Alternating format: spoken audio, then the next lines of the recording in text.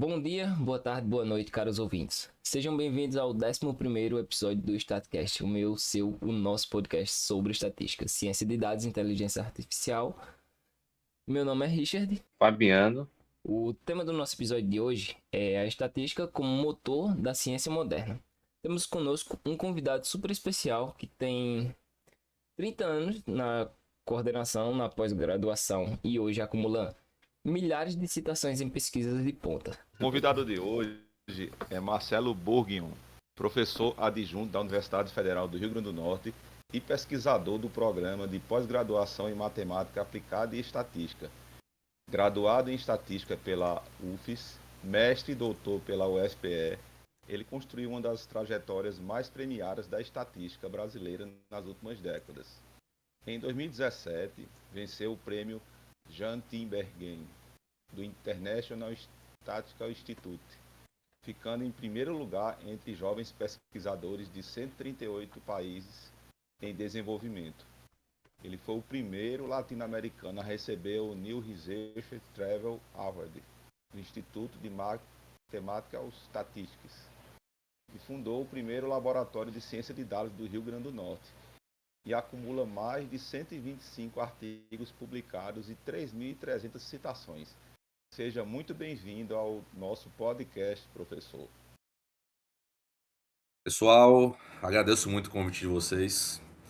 Ixi, Fabiano, Fábio e ao professor Silvio também, que entrou em contato comigo.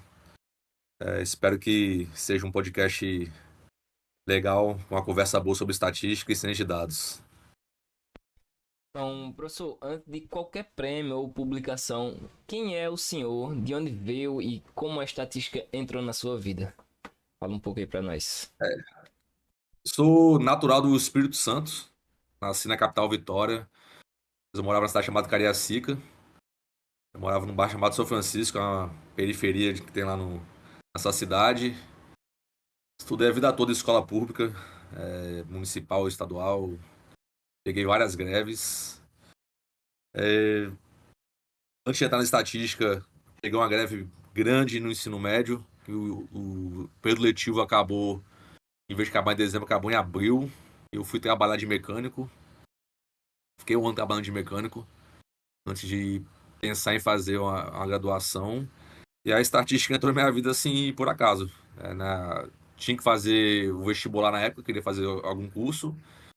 E escolhi estatística porque um colega da mesma escola que eu estudava tinha feito estatística, foi só por isso, ó. Bom, professor, gostaria de saber por que a estatística e não matemática, as outras áreas, por exemplo, economia, computação, o que te atraiu no curso, ao longo do curso, né? Não, na verdade, como eu falei, eu escolhi porque um colega meu tinha escolhido. Eu usei estatística para escolher estatística. Eu pensei, esse amigo meu lá da escola, ele tinha estudado na mesma escola do que eu era uma escola com um nível não era muito bom. E ele tinha entrado para estatística. Aí eu falei assim, o nome dele é Bruno. Se Bruno entrou, estudou na mesma escola do que eu acho que eu consigo entrar também. Então por isso foi escolher estatística, pensando na possibilidade de conseguir entrar na universidade, uma vez que eu tinha o ensino médio meu não foi tão bom, tinha muita mudança de professor, muita greve, então eu escolhi porque eu acho que tinha a chance de ser aprovado no vestibular para estatística na época. Só foi por esse motivo. Nem pensava em matemática, computação, não tinha computador na época. E com certeza eram cursos mais difíceis de você ingressar na universidade. Então eu escolhi estatística por uma pessoa próxima de mim tinha feito, mas eu não tinha a mínima noção do que era. Sou Marcelo, e como foi sua graduação na UFES? Teve algum professor, disciplina ou projeto que mudou a forma como você via a área? A graduação foi um pouco complicado porque eu não tinha base, né? Se eu botasse, por exemplo, uma fração para eu somar, eu não sabia somar uma fração. Então eu tive que tirar o prejuízo aí de uma vida em matemática, não só em matemática, como em português também. Eu morava em periferia, então eu falava só gírias. tinha palavras do português que eu não conhecia, o professor falava, isso aqui é trivial, isso aqui é complexo, eu não fazia a mínima ideia do que era a palavra trivial e complexo, então tive que estudar bastante, porque eu queria me formar, né? Depois que eu entrasse lá, não queria ficar lá 10 anos na universidade, eu queria me formar, então o primeiro passo acho que foi aprender a estudar em exatas, aprendi, consegui aprender a estudar, para conseguir ser aprovado na disciplina. Meu objetivo não era tirar nota 10, 8, 9. Meu objetivo sempre era passar aprendendo para eu poder me formar e seguir o meu caminho. Aí, durante a graduação, já no terceiro semestre, eu consegui uma bolsa de monitoria com o professor. Precisava de arrumar algum dinheiro para me manter na época. Essa monitoria, na época, acho que era R$ 300, me ajudou bastante a pagar passagem, comida, essas coisas. Era uma monitoria que eu tinha que analisar os alunos que entraram na universidade. Eu acho que era uma parte socioeconômica do pessoal que entrou na universidade. Eu usava na época o SPSS. Eu não sabia nem usar computador, na verdade. O professor me ensinou tudo. Depois eu consegui bolsa de iniciação científica. Fiz 2 anos de bolsa de iniciação científica. E ainda consegui depois um estágio na Vale do Rio Doce no meu último ano. Que foi legal porque eu vi a monitoria, vi a parte de pesquisa e consegui ver como é que era também o mercado de trabalho. Então, eu não queria me formar antes sem ter visto o mercado de trabalho. Então, eu acho que eu consegui, durante o meu curso, ver os dois caminhos, né? A parte acadêmica e a parte do mercado de trabalho. Quando é que o senhor percebeu que queria ir além da graduação, que queria realmente trabalhar com pesquisa de verdade? Na verdade, eu não queria, na verdade, trabalhar com pesquisa, né? Eu morava no Espírito Santo, eu queria me formar e arrumar meu emprego, só que o ano que eu me formei foi o ano de 2008. O ano que eu estava estagiando na Vale do Rio Doce, só que 2008 teve uma crise mundial, uma crise econômica que afetou diversos setores no mundo, e inclusive a Vale do Rio Doce, então eles não iam contratar um estagiário. Na época, né, tava bem ruim para arrumar emprego, e o que me sobrou, o outro caminho que me sobrou foi tentar a área acadêmica. Então, na verdade, eu não queria fazer mestrado, doutorado, essas coisas. Foi meio que a vida me levou de acordo com as circunstâncias que estavam acontecendo no mundo na época. Tudo bem, professor. A gente vai para o próximo bloco, né? É a formação na UFPE e o mergulho na pesquisa. Então, você decidiu apostar em pesquisa, né? E foi para Pernambuco. Fez mestrado e doutorado na UFPE. A gente sabe que é uma dedicação muito grande, né? Não só acadêmica, mas de vida, né? A gente quer saber, quer entender como foi que esse período de formação mais profunda. Né? Não, a mudança do Espírito Santo para Pernambuco foi complicado, porque apesar de ser no mesmo país, é outro mundo. Eu cheguei em Pernambuco, a comida era diferente, o jeito de falar era diferente, o clima era diferente. Então, pensando na parte pessoal, foi um aprendizado muito grande.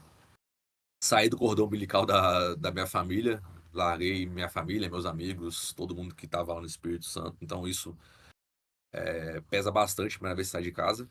Então, isso, querendo ou não, no início dificulta o processo. E eu escolhi Pernambuco, na verdade, porque foi o único lugar que eu tinha passado, em Pernambuco. Eu tinha tentado fazer mestrado lá no Espírito Santo, mesmo não tem estatística lá, eu tentei fazer na engenharia ambiental, só que era prova de física, biologia, eu não tinha condições de ser aprovado. Aí consegui passar em Pernambuco com bolsa e fui para Pernambuco. Fui de ônibus na época, não tinha dinheiro para ir de avião. Espírito Santo, pra Pernambuco, acho que gastei umas 40 horas de ônibus. E lá na UFPE é um mestrado muito bom. Tanto o mestrado quanto o doutorado. Tem professores muito conceituados, a nível mundial, inclusive. E foi bastante puxado. Cheguei lá no primeiro semestre, eles tinham feito uma coisa nova pela primeira vez. Foi a primeira e última vez, eu acho que eles fizeram isso, que colocaram junto a disciplina de inferência e probabilidade no mesmo semestre, então foi muito puxado já o primeiro semestre. Obviamente aprendi bastante, fiz muitas amizades, eu acho que me ajudou a me manter lá. Pensei várias vezes em desistir para voltar pro Espírito Santo. Graças a Deus eu não fiz isso. O que me ajudou a me manter foi as amizades que eu fiz, que querendo ou não, quando você é de outro estado, essas amizades viram sua família, te ajudam muito no dia a dia, no estudo e no pessoal também. Professor, agora me fala qual foi os maiores desafios que o senhor encontrou dentro do doutorado? Teve algum trabalho ali que deu um estalo e resolveu o problema central da sua pesquisa? Acho que, na verdade, o doutorado, a dificuldade foi passar na disciplina de probabilidade avançada. Lá no FPE, a disciplina de probabilidade avançada é bem pesada. Eu tenho quase certeza que, a nível Brasil, é a disciplina mais difícil de probabilidade avançada, mais difícil que UFES, o FMG, enfim. Quem ministrava essa disciplina era o meu, meu orientador, o Klaus. Só que ele arrochava bastante e, assim, todo mundo estudava o dia todo praticamente, mesmo assim ia mal nas provas. Então, eu passei nessa disciplina. Quando você chega no mestrado, doutorado, não é mais nota, né? Geralmente é conceito. A, B, C ou D. A, B, C você é aprovado, D você é reprovado. Eu passei com C, eu pulei o muro e arrastei a bermuda no muro ainda. Então, acho que a parte mais difícil foi passar na disciplina. Depois, a parte da pesquisa dá muito trabalho, mas você tem tempo para resolver isso. Você conversa com o seu orientador, você lê artigos. Então, foi mais tranquilo para mim do que passar nessa disciplina. Eu acho que todo mundo que vai para o UFPS, se você perguntar essa pergunta para eles, vão falar a mesma coisa. Você terminou o doutorado em 2014, com uma produção que poucos têm nessa fase. Como você construiu esse hábito de publicar desde cedo? Na verdade, quando eu fui para Pernambuco fazer o mestrado, eu não queria fazer pós-graduação. Minha ideia era acabar o mestrado e voltar para o Espírito Santo. Aí eu acabei o mestrado, não tinha a menor perspectiva, eu falei, eu vou ter que fazer doutorado. Quando eu entrei no doutorado, não tinha nenhum artigo publicado. Aí eu pensei comigo, ó, eu já tô no doutorado, então provavelmente eu vou seguir a área acadêmica. Então, até entrar no doutorado, eu não pensava em seguir a área acadêmica. Quando eu entrei no doutorado, eu falei, eu acho que agora eu vou seguir a área acadêmica. E eu sabia que quando você vai fazer um concurso público, a moeda meio que é um artigo, ou seja, você vai fazer um concurso público, tem uma parte lá que eles vão avaliar o seu currículo, o que conta é artigo. Aí eu pensei, eu vou ter que fazer artigo agora. E pensando já no concurso, né? Então, eu sempre fui uma pessoa que eu tive facilidade para ter ideias de coisas, em particular em pesquisa. Então, conheci alguns professores que trabalhavam numa linha de pesquisa e tinha alguns colegas meus do doutorado. Eu falei, ó, pessoal, vamos tentar fazer um grupo de pesquisa entre alunos mesmo. É difícil ter grupo de pesquisa só aluno sem professor. Vamos fazer um grupo de pesquisa, vamos fazer artigo, pensando que daqui a 2, 3 anos a gente vai ter que fazer concurso e a gente precisa de artigo. Então, eu juntei com alguns professores, desculpa, alguns alunos que hoje são professores de Pernambuco, do Ceará, de outras universidades, e começamos a fazer artigo pensando nisso. Então, foi uma coisa que aconteceu estrategicamente pensando em fazer concurso no futuro.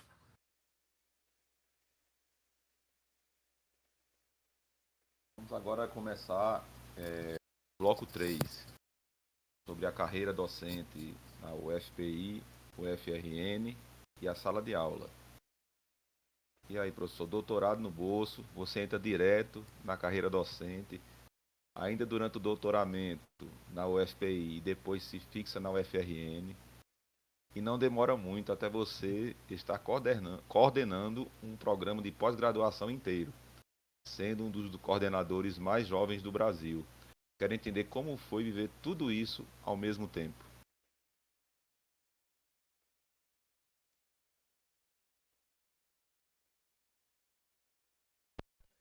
Aí o senhor entrou como professor na UFPI antes mesmo de terminar o doutorado, certo? Como foi essa experiência de ensinar e pesquisar ao mesmo tempo?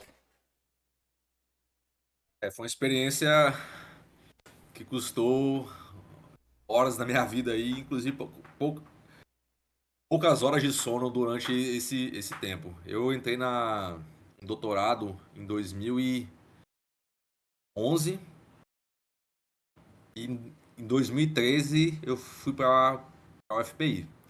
Então eu fiquei 2 anos lecionando na UFPI, fazendo doutorado na UFPE. E lá no curso da UFPI, curso de estatística, ele é um curso que ele é noturno. Então, geralmente, a gente começa a trabalhar de 2 horas da tarde e vai até 10 horas da noite, para cumprir carga horária da semana, né?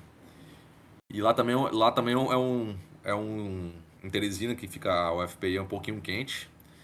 Então, o que eu fazia na época? Eu ia para a universidade 2 horas da tarde, ficava até as 10 horas, e aí ia para casa, tomava um banho, jantava e ficava escrevendo minha tese até 4, 5, 6 horas da manhã. Aí dormia até meio-dia. Nessa brincadeira eu fiquei 2 anos sem tomar café da manhã pra dar conta da minha tese e das aulas. Eu era novato como professor, tinha que preparar minhas aulas também. Então era um trabalho pesado, não estava acostumado. Eu aproveitava a noite porque tinha silêncio e também não era tão quente, né? Então foram 2 anos muito puxados. Eu tinha que ir, às vezes, em Pernambuco conversar com o orientador. Então, às vezes, eu pegava, cada 2, 3 meses, eu ia de ônibus, ganhava pouco ainda como mestre. Eu pegava o ônibus de Teresina para Recife, 19 horas. Chegava lá, conversava com o orientador e ia embora. Era quase um bate e volta. Isso também era bem cansativo. Então, quando eu tava na UFP, eu queria fazer o máximo para adiantar a minha tese, para terminar logo. Eu consegui adiantar 3 meses a minha defesa. Queria ter adiantado mais, mas era para defender em fevereiro ou março de 2015. Eu defendi na metade de dezembro de 2014. Então, foi bem complicado em relação de tempo. E nesse meu tempo ainda, eu fazia artigos com esse grupo que eu falei com vocês. E a princípio eu queria fazer artigo para entrar no concurso, mas já tinha entrado, mas acabei tomando gosto por fazer pesquisa. Por isso que eu tô até hoje. Então foi puxado.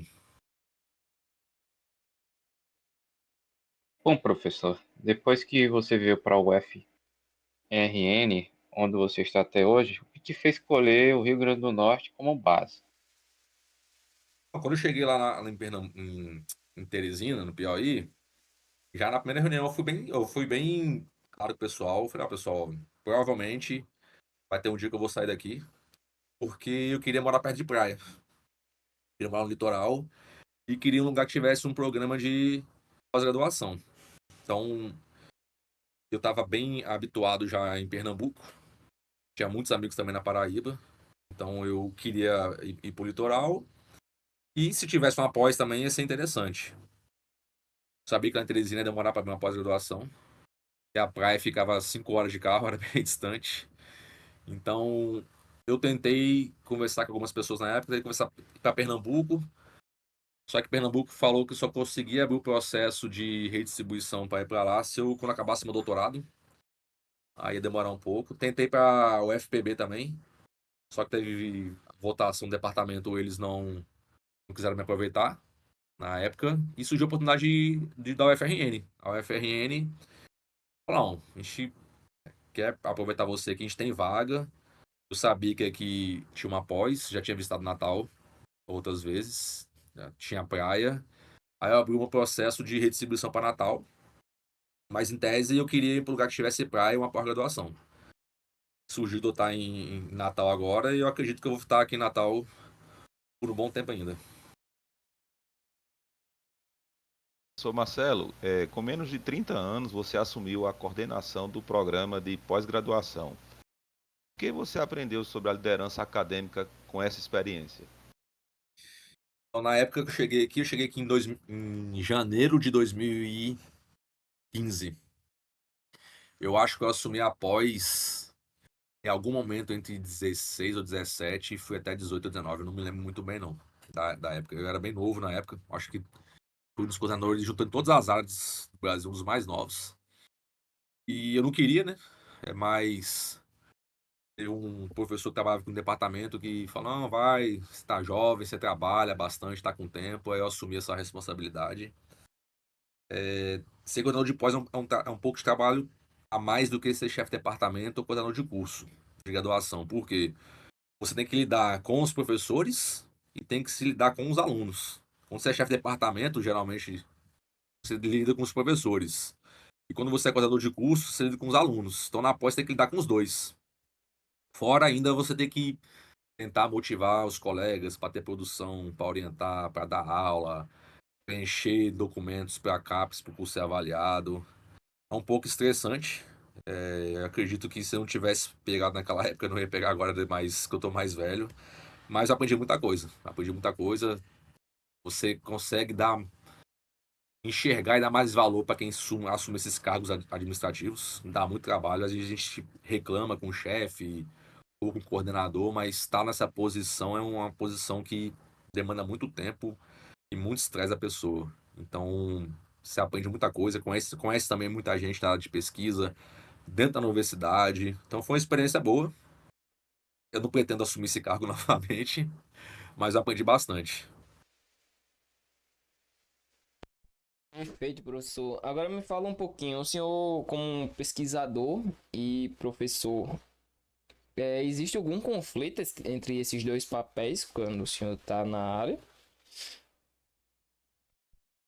Existe, na verdade, uma crença dentro do mundo acadêmico que quem faz pesquisa geralmente não dá uma boa aula.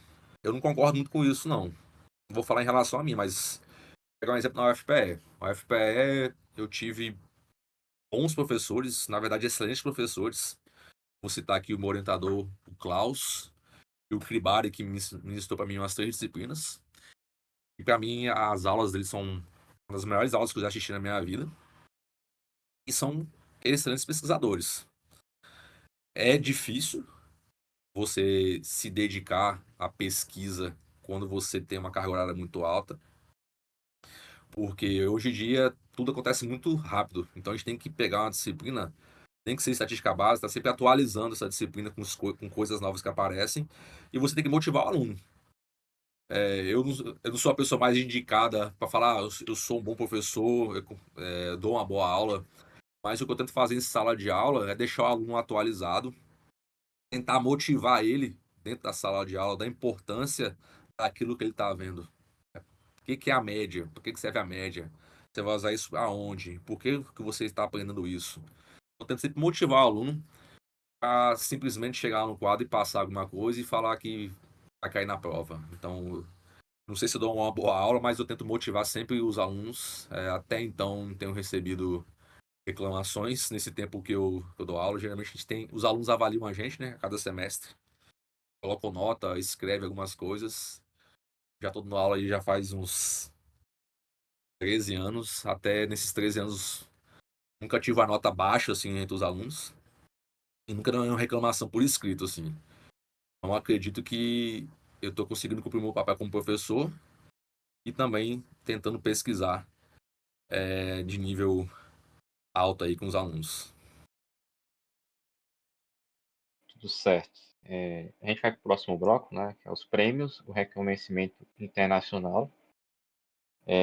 Agora eu preciso falar dos prêmios, porque não dá para ignorar, né? Você tem um histórico que é fora do comum, né? Não só para o Brasil, mas em cenário global. A gente vai destrinchar um pouco isso. O prêmio Jean Tinbergen é um dos mais importantes para jovens estatísticos no mundo. Você concorreu com pesquisadores de 138 países em desenvolvimento e ficou em primeiro lugar. Como foi o dia em que você soube que tinha ganho? Então, eu fiz inscrição para esse prêmio aí, foi meio corrido. Esse prêmio geralmente você ganha num evento que tem a cada 2 anos, esse do ISE, Instituto Internacional de Estatística. Eu vi um e-mail, colocaram tem uma coisa chamada lista da ABE, que é uma lista de e-mail da Associação Brasileira de Estatística. Eu vi esse e-mail lá, uma pessoa colocou, eu abri o e-mail para ver como é que era para concorrer. Isso foi em 2016, se eu não me engano, que recebi em 2017. Aí, para você concorrer nesse prêmio, você tinha que mandar um artigo que não foi publicado ainda. tinha que mandar o currículo, uma carta de intenção. Eu acho que era isso, essas coisas. Na época eu tinha alguns artigos que eu tava fazendo na época, só que tinha outros autores e tinha muito que estava submetido. Tinha que ser um artigo que não fosse publicado. Só que você tem que fazer uma ideia que chame a atenção das pessoas, né? Resolver alguma coisa, algum problema que aparece na prática.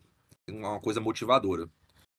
E quando eu recebi esse e-mail, meio que faltava menos de um mês para acabar as inscrições e eu não tinha nenhum artigo para mandar. Então, eu comecei a fazer um artigo do zero, sozinho, numa área que eu trabalhava no meu doutorado, que era séries temporais de valores inteiros. E mandei esse artigo, na época, sozinho. Mandei o meu currículo, mandei a carta de intenção. Só que a minha ideia não era nem ganhar esse prêmio, porque geralmente quando você concorre a uma premiação, ou você manda, às vezes, algum evento, algum trabalho para algum evento para fazer em oral, se é rejeitado como oral, como um prêmio, ele vai para pôster. Então a minha ideia, na verdade, eu falei, não, se eles rejeitarem, eles vão aceitar como pôster e eu vou ter um, um e-mail falando que meu trabalho foi aceito como pôster para eu tentar ir para esse evento. Então a minha ideia era ir para o evento. Aí eu mandei, na época, passou alguns meses, recebi um e-mail. Aí eu recebi um e-mail e tava lá. Você foi selecionado em primeiro colocado para o prêmio. Aí eu fiquei sem acreditar na época. Eu dividi a sala com o professor, na época que ele tinha feito doutorado nos Estados Unidos, o Marcos Nunes. Eu falei, Marcos, olha esse e-mail aqui que o seu inglês é melhor do que o meu, vê se eu tô delirando ou se eu ganhei mesmo. Aí ele disse, não, pô, você ganhou o primeiro colocado. Então foi uma coisa que eu mandei, não na intenção, obviamente você espera se ganhar, mas foi uma coisa que é com o mundo todo, é muito difícil você concorrer. Sou um professor do Nordeste do Brasil e acabou dando certo. Agora, explica pra gente por que esse prêmio tem tanto peso, professor, dentro da área. Então, esse instituto, o ISE, ele é como se fosse a ONU da estatística. É um instituto que engloba vários países, são filiados ao ISE. Então, quando tem um evento do ISE, esse evento é um dos maiores do mundo. Não em quantidade de pessoas, mas em número de países no mundo que participam. Ok? Tipo nas Olimpíadas, participam quase todos os países. Então ele tem um peso mundial esse evento, e acontece a cada 2 anos num país diferente. E é um prêmio para jovem estatístico, né? Na época eu acho que tinha que ter até 5 anos do fim do doutorado, se eu não me engano, era isso. Então é um prêmio para jovem estatístico que você concorre com o mundo todo no maior evento do mundo. E em particular, em 2017, quando eu ganhei esse prêmio, fui receber, o ISE foi em Marrakech, em Marrocos.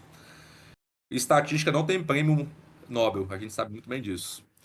Só que em 2016 juntou, se eu não me engano, 5 associações de estatística: o ISE, o ASA, que é dos Estados Unidos, o RSS da Inglaterra, o IBS, que é de biometria, e o de computação. Esses 5 institutos juntaram e falaram: vamos criar um prêmio mundial para a estatística, como se fosse o Nobel da estatística, e criaram esse prêmio e ele foi dado pela primeira vez em 2017. Então, interessante, quando eu fui receber esse prêmio para jovem doutor, foi na mesma cerimônia que teve o primeiro prêmio considerado Nobel da Estatística, que foi o professor Cox que recebeu em 2017. Então, foi uma coisa bem interessante. Ele foi entregue pela primeira vez em 2017, na mesma cerimônia que eu recebi para jovem estatístico. Em 2019, você foi o primeiro latino-americano a receber o New Research Travel Award do IMS. O que isso representou, Marcelo, e o que acha que diz sobre a ciência brasileira? Bom, esse prêmio aí, na verdade, deu certo por causa de professores da Índia. É bem louco isso. Eu recebi em 2018 um convite para dar uma palestra num evento de inteligência artificial e estatística na Índia. E eu aceitei, só que os caras falaram assim, rapaz, não tem dinheiro para te levar para esse evento. A gente tá tentando dinheiro para te levar para esse evento. Eu falei, tudo bem. Aí eles falaram comigo, ó, a gente não tem dinheiro, mas você pode tentar concorrer a essa premiação. E essa premiação, se você ganhar ela te dá dinheiro para você ir para algum evento no mundo. Aí eu falei, tudo bem. E essa premiação, pra você concorrer a ela, eu não poderia chegar e fazer a minha inscrição. Alguém teria que fazer a minha inscrição para concorrer a ela. O pessoal da Índia, dessa universidade, pegou o meu nome e fez a inscrição nesse prêmio. Dado que eles fizeram a inscrição, eu tive que fazer o mesmo processo. Eu tive que mandar um artigo, meu currículo e carta de recomendação também. Então, sem ser a que eles enviaram lá. Eles meio que me escreveram. Precisa de alguém para escrever, de fora. Mandei para esse evento que é do IMS, que é Instituto de Matemática e Estatística. É um dos maiores institutos que tem de matemática e estatística do mundo. E esse prêmio, você concorre ele, na verdade, ele tem anualmente nos Estados Unidos, num evento que tem lá, o GSM. É um evento muito importante de estatística no mundo, que ocorre todo ano nos Estados Unidos. Eles fizeram minha inscrição, eu peguei e mandei o meu currículo, um artigo e carta de recomendação. Na época eu pedi pro meu orientador, o Klaus, e pro Gauss também. Gauss trabalhava muito comigo. E consegui ganhar esse prêmio. Fui lá nos Estados Unidos receber o prêmio. Só tinha chinês, indiano, gente dos Estados Unidos, da Europa. E foi bem interessante. Eu lembro que quando apareceu meu nome lá e minha foto, Universidade Federal do Rio Grande do Norte. Aí o pessoal lá falou, nossa, o nome da sua universidade é bem grande, né? Universidade Federal do Rio Grande do Norte. Então, meio que ficou marcado, assim, o nome da universidade do Brasil, né? Lá nesse evento que teve a premiação. Marcelo, você é um jovem doutor com mais prêmios internacionais em estatística no Brasil. Isso traz pressão. Como você lida com essa expectativa? Eu, na verdade, eu vou ser bem sincero, eu nem lembro dessas coisas, não. Eu só vou trabalhando, fazendo e vai acontecendo. Pra vocês terem ideia, eu entrei em contato, acho que o Richard entrou em contato comigo faz uma semana, 2 semanas. Eu ganhei mais um prêmio internacional segunda-feira. Segunda-feira agora eu ganhei mais um prêmio internacional pelo Instituto de Biometria. Vou dar uma palestra em julho lá na Coreia do Sul, se a guerra deixar. Então segunda-feira eu ganhei mais um prêmio. Eu, não, eu ganho o prêmio, vou lá, apresento meu trabalho, coloco o meu currículo, mas são coisas assim que não mexem comigo. Quem me conhece no meu dia a dia, são meus amigos, sabe que eu não tenho nenhum tipo de vaidade com pesquisa, artigo, viagem, premiação, nada assim. É o meu trabalho, eu fico feliz, meu trabalho é reconhecido. Eu acho que o meu trabalho científico ele é mais reconhecido lá fora do que aqui dentro no Brasil. Eu acho que não reconhecido, eu acho que valorizado, creio eu. A maioria dos prêmios que eu tenho é de fora do Brasil. Eu fico feliz pelo reconhecimento, fico feliz de participar dos eventos. É difícil você viajar para um evento fora com seu dinheiro ou com o valor da bolsa de pesquisa, que é muito, muito pouco. Então, quando eu ganho um prêmio, geralmente eu ganho dinheiro para participar de um evento. Então, acho que a coisa mais legal para mim é poder ir lá em outro país, apresentar o meu trabalho, divulgar o meu trabalho, fazer um network, conhecer outro país, outras cidades, outras pessoas. Mas eu não trato como pressão, nada. Nunca mandei, ó, eu quero ganhar, quero ganhar, quero ganhar, quero ganhar. Eu mando. Já mandei para alguns e não ganhei. É normal. E você vai ficando mais velho, eu acredito que fica mais difícil você ganhar mais prêmio, porque você fica sem tempo para fazer pesquisa. Quando você é mais novo, tem vários prêmios que são para jovens estatísticos, então a chance é maior para concorrer. E depois que você deixa de virar jovem estatístico, que é o meu caso agora, eu concorro com todo mundo. Ganhei essa semana agora, concorri com muita gente no mundo todo, né? Não só jovem, como já sênior também. Mas eu não fico pensando nisso não, assim. É, o que o embaixador da área faz no dia a dia, professor? Como é que o senhor enxerga esse potencial de alcance para as próximas gerações de cientistas? Então, eu ganhei 2 prêmios internacionais, que é do ISE, embaixador do ISE e embaixador do IBS, que é do Biomedical Society. Esses aí são prêmios para jovens, ok? Então, o que era o ISE? O ISE, eu era embaixador do ISE no evento da IBS. Então, eu participava do evento da IBS como embaixador do ISE. Eu participava de sessão de jovens doutores, apresentava uma sessão para todo mundo. A ideia é você tentar motivar os jovens a participar dessas associações, a fazer pesquisa na área. E depois teve ao contrário, do IBS no Easy. Então eu virei embaixador do IBS no evento do Easy. Então eu fui para o evento do Easy. Inclusive foi o primeiro prêmio que teve, que eu ganhei. Esse primeiro, do IBS foi o primeiro que teve, em 2023. Eu fui para o evento no Easy, no Canadá, como embaixador do IBS. Então a ideia era o quê? Mostrar como é que era a área de biometria para os jovens, tentar fazer que esses jovens se filissem a essas associações e fazer um network entre eles. Então é basicamente isso, você ser um divulgador da associação e da área da associação. Bom, pessoal, a gente vai para o próximo bloco, né? A ciência e o que você precisa, o que importa. Até que a gente falou um pouco da trajetória do professor, mas a gente quer entrar na ciência em si agora, né? Mais de 125 artigos, mais de 1.000 conjuntos de dados analisados, aplicações na área que vão de medicina a hidrologia. Vamos tentar isso acessível para quem está ouvindo. Sua pesquisa, professor, cobre desde a teoria dos extremos, de extremos, até séries temporais de valores inteiros. Como você explicaria o fio condutor do seu trabalho para alguém de fora da academia? Bom, a gente trabalha com estatística sem ser da parte aplicada, ou seja, trabalha com a base mesmo, criando modelos novos.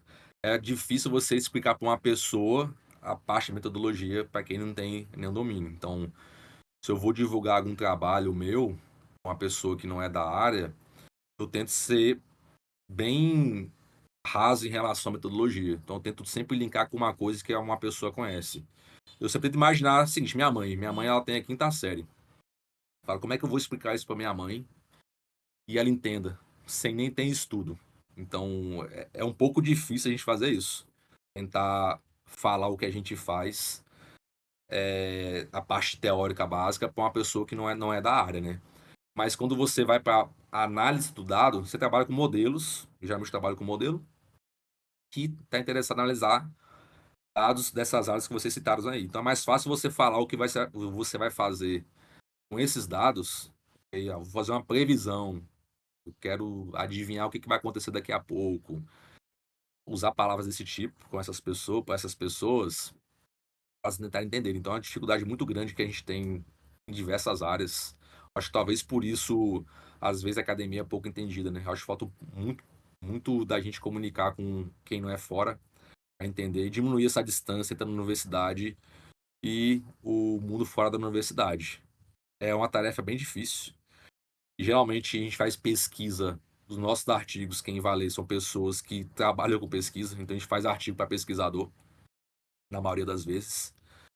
É, Ultimamente, tenho conseguido participar de podcast, dar algumas palestras que não é só de estatística teórica. Então está sendo bem interessante isso para mim. Estou dando algumas palestras de IA, ciência de dados, tenho orientado monografias, IC, sem ser a pesquisa básica, uma pesquisa mais aplicada.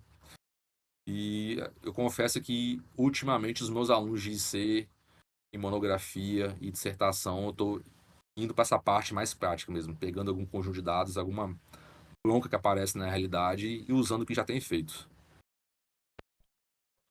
Professor, o senhor já analisou o banco de dados de medicina, esportes, economia, hidrologia, etc. Certo? Qual aplicação te surpreendeu mais e qual te deu, assim, mais orgulho de trabalhar? Então, como eu falei agora há pouco, eu tô trabalhando muito nessa área aplicada agora. Eu acho que o mais legal que eu fiz foi ultimamente, não foi nem artigo. Um aluno meu de IC, depois virou aluno de monografia. A gente pegou dados da tabela FIPE, isso foi em 2023, e fizemos um aplicativo que o usuário, ele fala, por exemplo, qual é o carro que ele quer comprar.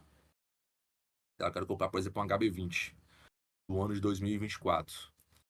Só que eu não tenho, por exemplo, um dinheiro para comprar um HB20 do ano de 2024. Então a gente fez um aplicativo em que quais são os carros mais similares, por exemplo, ao HB20 que eu consigo comprar. Então a gente vê a similaridade entre 10 carros que mais se parecem com o HB20. Se aparece em termos de motor, câmbio, número de portas, consumo e por aí vai.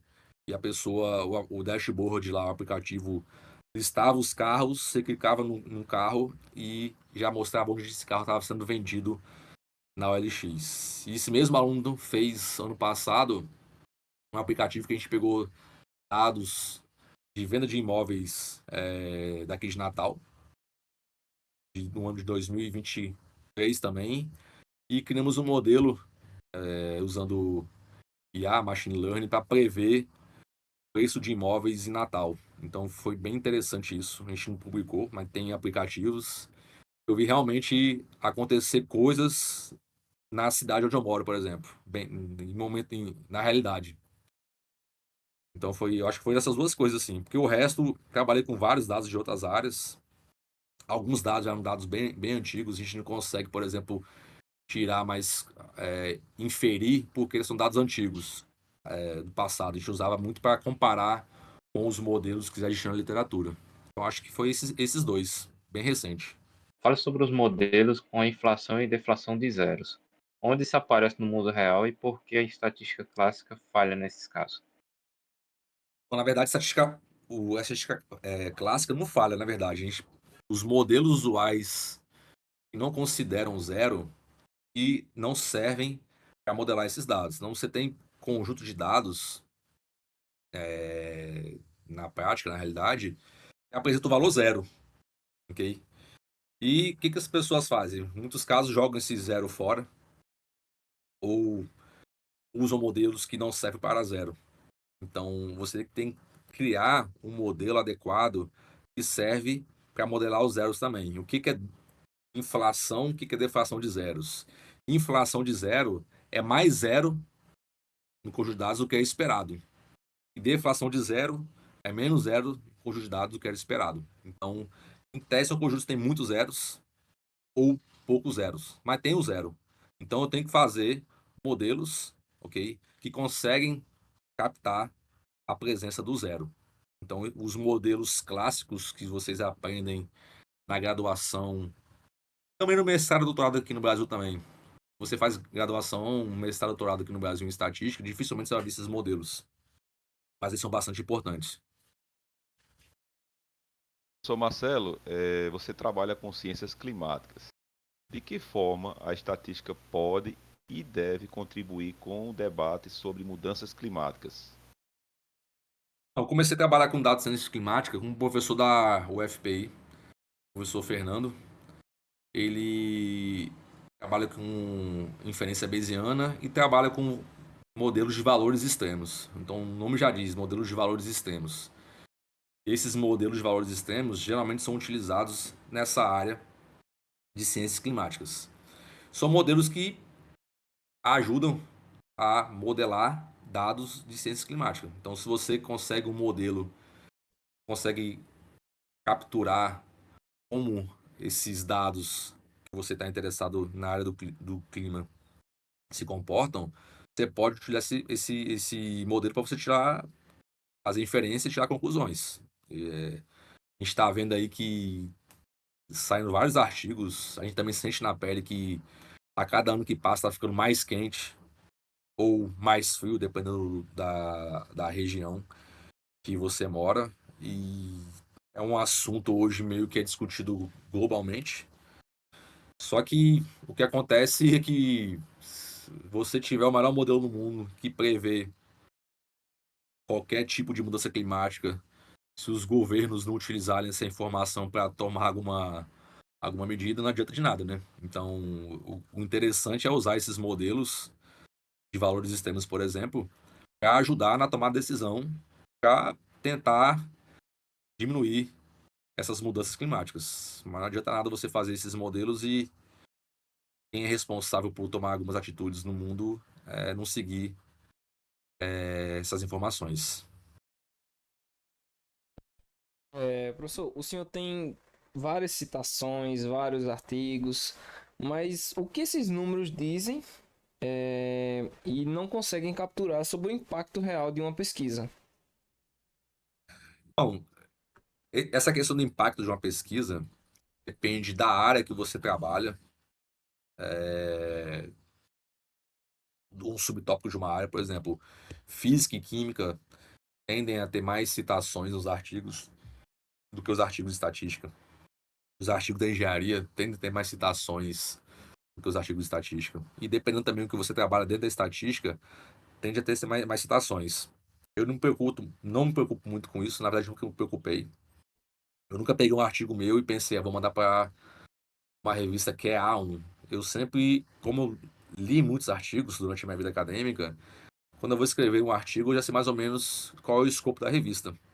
Então eu falo, esse artigo aqui eu acho que dá pra mandar para essa revista. Sem saber se ela é A1, A2, qual é a qualificação dela. Eu sempre fui isso, sempre fui dessa forma assim. Nunca pensei em mandar um artigo por métrica da revista. Obviamente, se você tem um artigo que é muito citado pelas pessoas, significa que esse artigo foi útil, na maioria dos casos, para a pesquisa dela. O que a gente faz geralmente nessa pesquisa base, a gente faz artigo, quem cita nossos artigos são outros pesquisadores que utilizaram nas pesquisas dele. Tem poucas citações e foi usado uma coisa meio que prática na vida real, no dia a dia, que a pessoa usou aquele modelo seu, teve a informação e usou na prefeitura, no governo, enfim. Bom, a gente vai para o próximo bloco, né? A gente falar um pouquinho do LACID, Laboratório de Missão e Ciência de Dados.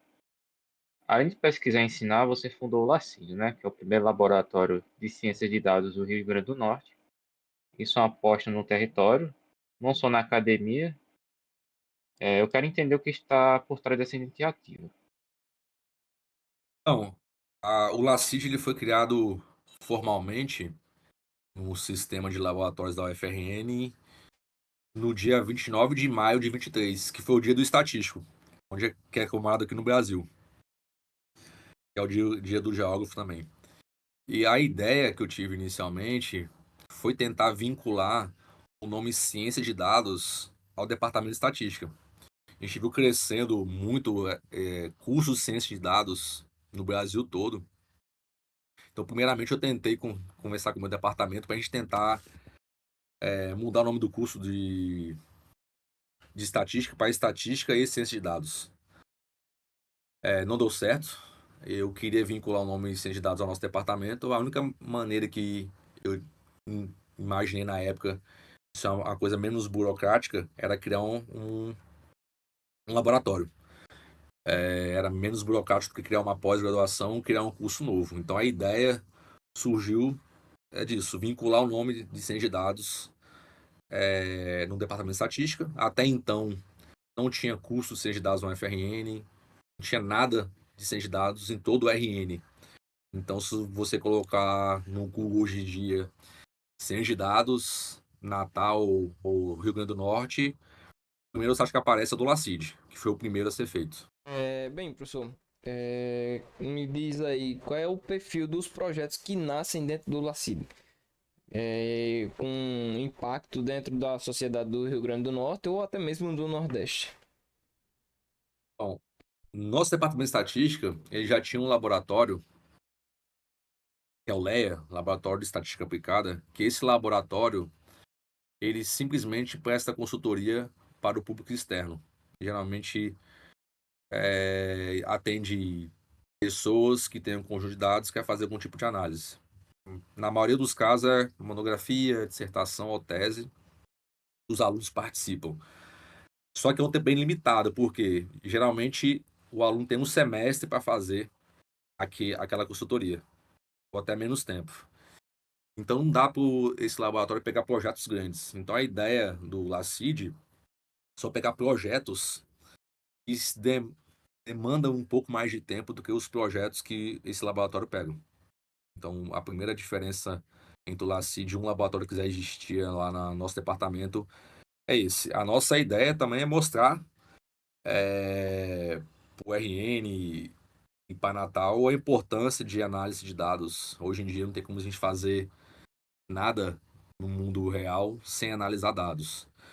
Apareceram alguns projetos durante esse pouco tempo que o laboratório tem. A maioria dos projetos que apareceram são projetos a nível municipal. Não, a gente não conseguiu ir no projeto a nível estadual nem nível Nordeste ainda.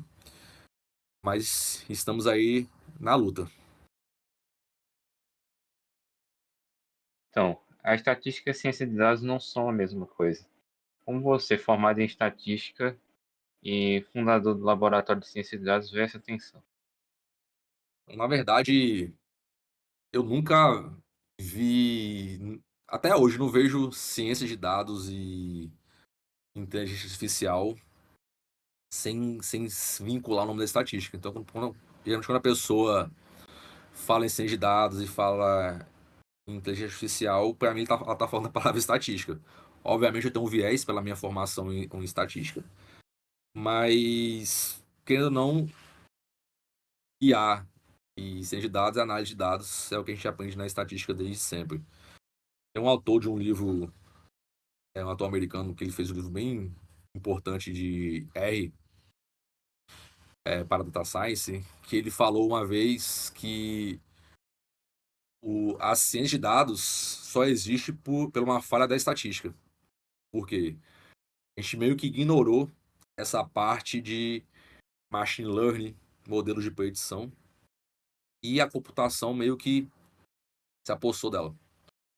A gente ficou sempre nessa coisa de inferência. Inferência e esqueceu uma parte de predição.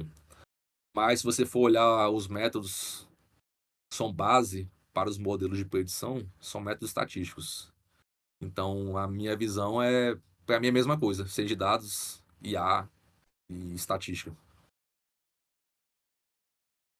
Bem, pessoal, vamos fechar agora o bloco 7.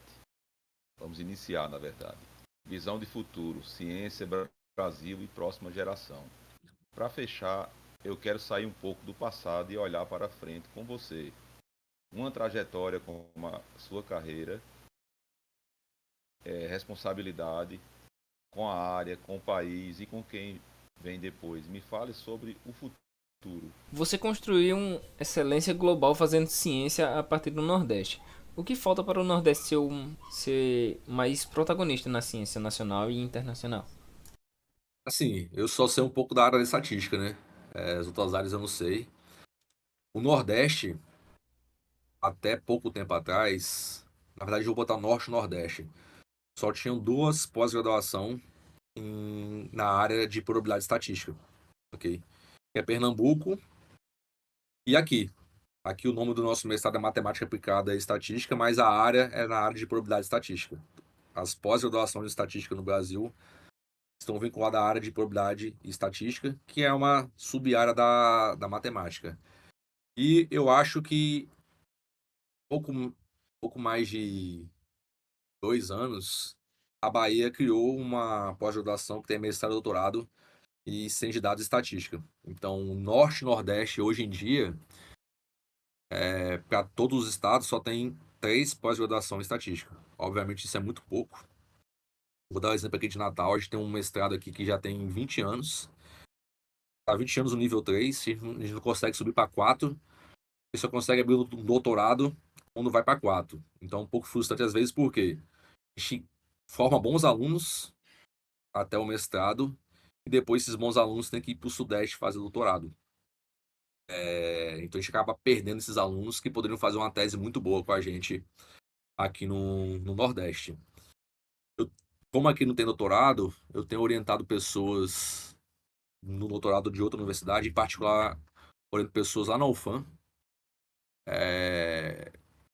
um mestrado em matemática, doutorado em matemática, que conseguem fazer teses a nível muito bom nacional. Inclusive, a última pessoa que eu orientei, na verdade, ganhou o prêmio nacional já na área, com uma tese lá da UFAM. Então, acho que no Nordeste, eu acho que teria que ter um pouco mais de pós-graduação Norte e Nordeste na nossa área de estatística, ou ciência de dados, né? Que é um nome que tá na moda agora. E para a gente fazer isso, a gente precisa de apoio, né? Financiamentos.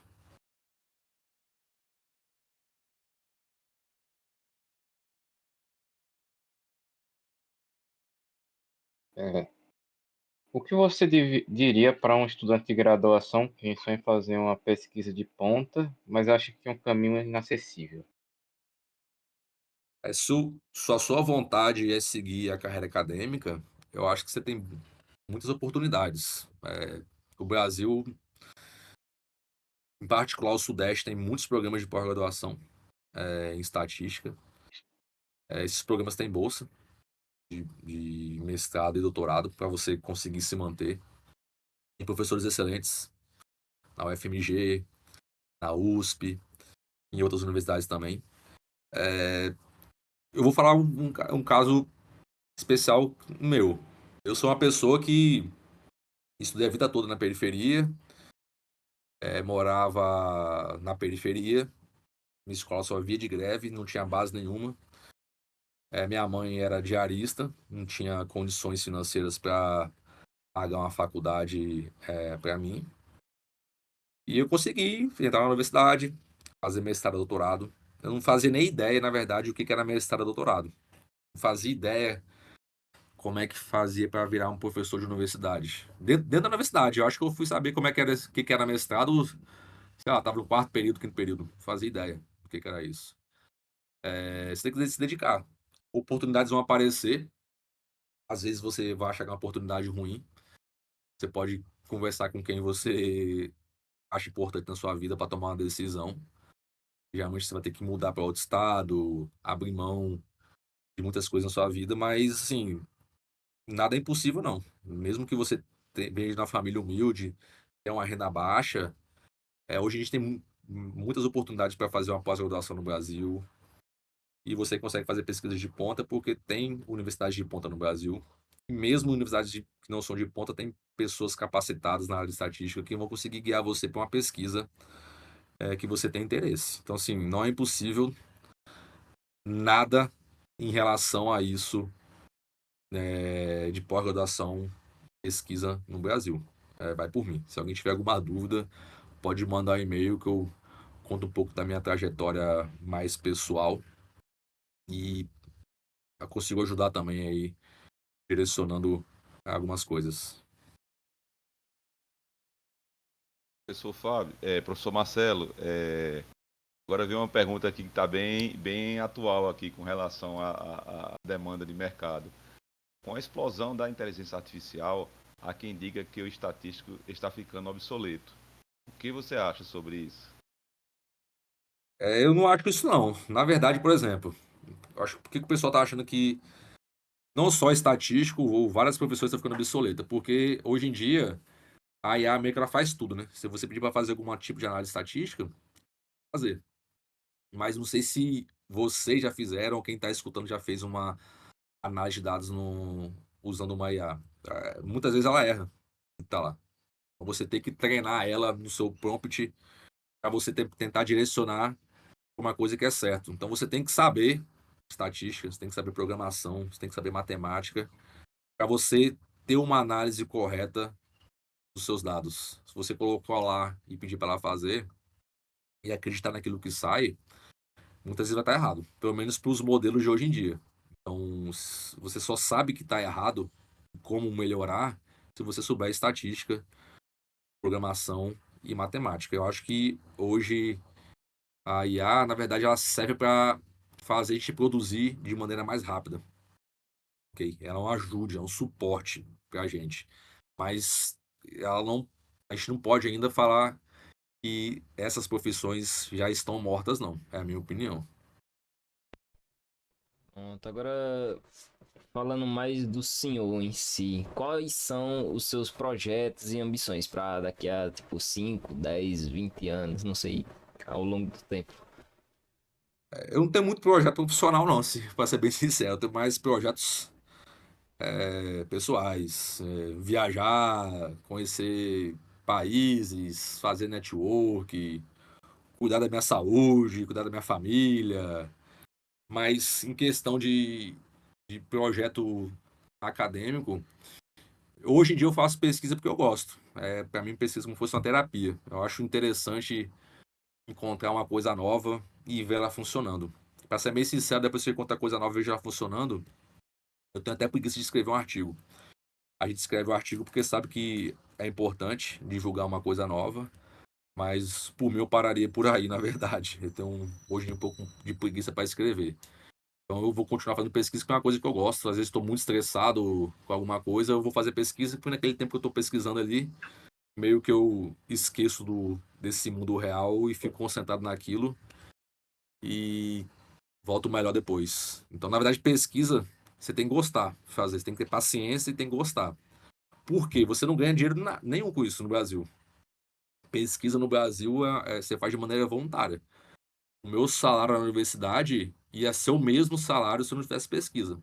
Então, tem que ter alguma vantagem pessoal. Para mim, é gostar. Para mim, eu lembro que na época que eu era pequeno, eu gostava de ir na locadora jogar videogame com os outros. Então, é o que me distraía. Hoje em dia, parece até estranho falar isso, mas quando eu vou fazer alguns artigos assim, quando eu tenho tempo, é uma coisa que eu acho interessante, porque eu saio do mundo real e consigo ficar sem pensar em nada, a não ser naquilo que eu tô fazendo.